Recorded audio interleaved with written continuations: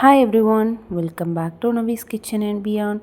எல்லோரும் எப்படி இருக்கிறீங்க? நாங்களும் இங்கே ரொம்ப நல்லா இருக்கோங்க. இன்றைக்கி 10 மினிட்ஸில் குயிக்காக செய்யக்கூடிய ஒரு ஸ்வீட் ரெசிபி பார்க்கலாமா? ஆமாங்க, டேஸ்ட்டு அவ்வளோ சூப்பராக இருக்கும். யாரோ ரிலேட்டிவ்ஸ் வந்தாங்கன்னா நீங்கள் முந்தின நாளே இதை பண்ணி வச்சிடலாம். பண்ணுறதுக்கு ஜஸ்ட் ஒரு 10 மினிட்ஸ் தாங்க ஆகும். ஆமாம், நம்ம இன்றைக்கி பண்ண போகிற ஸ்வீட்டு சாக்கி துக்குடா. வாங்க எப்படி ஈஸியாக பண்ணலான்னு பார்க்கலாம். அதுக்கு முன்னாடி நம்ம சேனலை சப்ஸ்கிரைப் பண்ணுங்கள். சப்ஸ்கிரைப் பண்ணாதவங்க வீடியோ பிடிச்சிருந்தா கண்டிப்பாக லைக் பண்ணுங்கள். வாங்க நம்ம வீடியோக்குள்ளே போகலாம். அதுக்கு தேவையான பொருட்கள், நான் ஒரு 1/2 லிட்டர் ஃபுல் ஃபேட் மில்க் எடுத்திருக்கேன். அதுக்கப்புறம் கொஞ்சமாக ரோஸ் வாட்டர் வேணும், அதுக்காக ரோஸ் வாட்டர் வச்சுருக்கேன். அது போக ஒரு 5 பீஸ் ஆஃப் ப்ரெட்டு வச்சுருக்கேன். ஓகே, சுகர் இவ்வளோ தான் தேவைப்படும். நம்ம இப்போ ஃபஸ்ட் என்ன பண்ண போகிறோன்னா, ஃபுல் ஃபேட் மில்க் 1/2 லிட்டர் எடுத்து வச்சுருந்தேன்ல, அதை ஒரு பேனில் ஊற்றிக்கிட்டேன். ஊற்றிட்டு இந்த பால் வந்து நல்ல சுண்ட காய்ச்சி வரணும். அதாவது ரபடி ரெடி பண்ண போகிறோம். அந்த ரபடி வந்து அந்த ஸ்வீட்டுக்கு அவ்வளோ ஒரு டேஸ்ட் கொடுக்குங்க. நீங்கள் கை விடாமல் இப்படி பாலை கிண்டிகிட்டே இருக்கணும். இருந்தால் அடி பிடிக்காமல் அது அழகாக வரும். அது நல்லா ரெடி ஆகட்டும். அதுக்கு இடையில நம்ம வந்து ப்ரெட்டை சைடில் உள்ள அந்த ப்ரௌன் கலர் எல்லாம் கட் பண்ணி எடுத்துடலாம். எல்லா ப்ரெட்லேயுமே எடுத்துகிட்டு இப்போ நம்ம அதை ட்ரையாங்கிள் ஷேப்பில் கட் பண்ணி எடுக்க போகிறோம். பார்த்திங்களா, ஈஸியாக கட் பண்ணி எடுத்துடலாங்க. இந்த கட் பண்ண ப்ரெட்டை நெக்ஸ்ட் நம்ம என்ன பண்ணலான்னு பார்க்கலாம். அதுக்கு இடையில நமக்கு பாலும் அங்கே ரெடி ஆகிட்டே இருக்கும்ல, அதனால் அதையும் விட்டுறாதீங்க. அதையும் கிளறி விட்டுட்டே இருக்கணும் சைட் பை சைடு, இல்லைனா அதை அடி பிடிச்சிரும். சிம்மில் வச்சுக்கோங்க. சிம்மில் வச்சுட்டு காய்ச்சி எடுங்க. அப்போ தான் நல்ல அழகாக திரண்டு ரபடி சூப்பராக வரும்.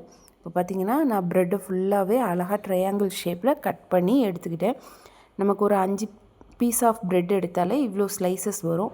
இப்போ பார்த்திங்கன்னா நல்லா ஆடை கட்டிடுச்சு. பார்த்திங்களா, பால் இப்படி ஆடை கட்டினதுக்கப்புறம் கலந்து விட்டுட்டே இருக்கணும்.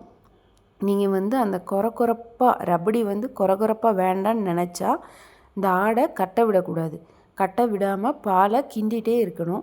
அப்படி இல்லை அந்த ஒரு மாதிரி ஒரு பால் திரண்டு போய் கிடக்கிறது உங்களுக்கு அதை டேஸ்ட் பிடிக்கும் அப்படின்னா அதை கொஞ்சம் நல்லாவே ஆடை விட்டு நீங்கள் கிண்டி விடுங்க.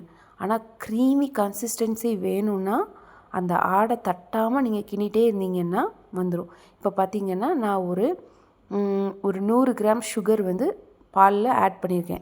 இப்போ பார்த்திங்கன்னா நான் யூஸ் பண்ணியிருக்கிறது கடலை எண்ணெய். மற்ற ஏதாவது ஸ்மெல் வர ஆயில் வந்து யூஸ் பண்ணாதீங்க. நான் இப்போ எண்ணெய் ஊற்றிட்டேன். எண்ணெய் ஊற்றிட்டு நம்ம கட் பண்ண ப்ரெட் பீசஸை ஃபுல்லாக அப்படியே பொரித்து எடுக்க போகிறேன். முன்னாடியெல்லாம் இந்த ஸ்வீட் பண்ணும்போது அரசருக்காக மட்டும்தான் பண்ணுவாங்களாம்.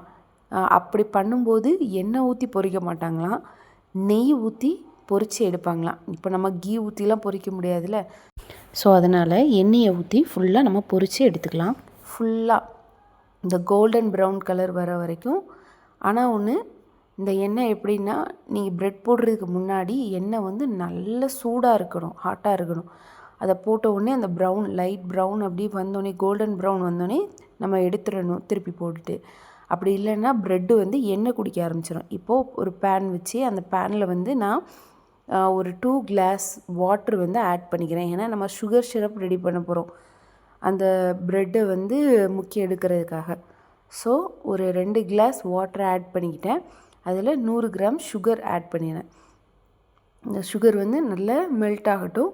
இது எப்படின்னா நம்ம குலாப் ஜாமுன் பண்ணுவோம்ல, அந்த பதத்துக்கு வரணும் இந்த சுகர் சிரப். ஓகேவா, இது எல்லாமே கரைஞ்சி அந்த பதத்துக்கு ரொம்ப கட்டியாக வேண்டாம். சுகர் ரொம்ப கட்டியாக வேணாம். ஒரு பபிள்ஸ் வந்ததும் நம்ம வந்து ஆஃப் பண்ணிடலாம் அடுப்பை. இப்போ சுகர் சிரப் பண்ணுறதுக்கு முன்னாடியே ப்ரெட்டை வந்து நம்ம பொரித்து எடுத்துக்கணும். இப்போ பார்த்திங்கன்னா நான் ரோஸ் வாட்டர் கொஞ்சமாக ஊற்றிருக்கேன். கொஞ்சமாக ஊற்றுங்க, அப்படி இல்லைன்னா ஸ்மெல் அடிச்சிடும்.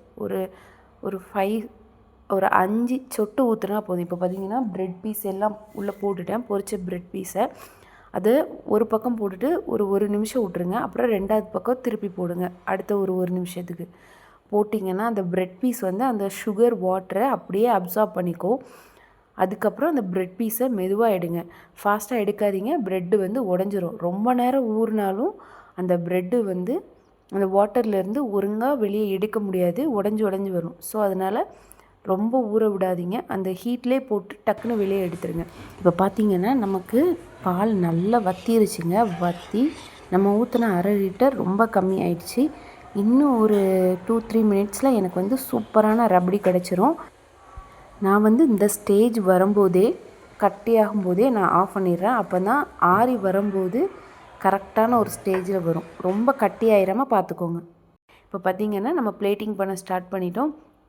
ப்ரெட் எல்லாம் அடுக்குங்க. அழகாக நீட்டாக அடுக்கி வச்சுட்டு அதுக்கு மேலே நம்ம ரெடி பண்ணி வச்சுருக்கோம்ல ரபடி, அதை அப்படியே மேலே ஊற்றிட வேண்டியதாங்க. இப்போ பார்த்திங்கன்னா நமக்கு ஸ்வீட் ரெடி ஆகிடுச்சு. ஆமாங்க, இது ஒரு சூப்பரான ஸ்வீட்டு. பட் ஆனால் சிம்பிளாக செய்யக்கூடிய ஸ்வீட்டு. ஸ்வீட் நல்லா சாப்பிட்றவங்களுக்கு இது ஒரு சூப்பரான டிஷ்ஷுங்க. ட்ரை பண்ணி பாருங்கள் எல்லோரும் கண்டிப்பாக. கமெண்ட் பண்ணுங்கள் மறக்காமல். இந்த வீடியோ இதோட முடியுது. நம்ம இன்னொரு வீடியோவில் பார்க்கலாம். Bye all.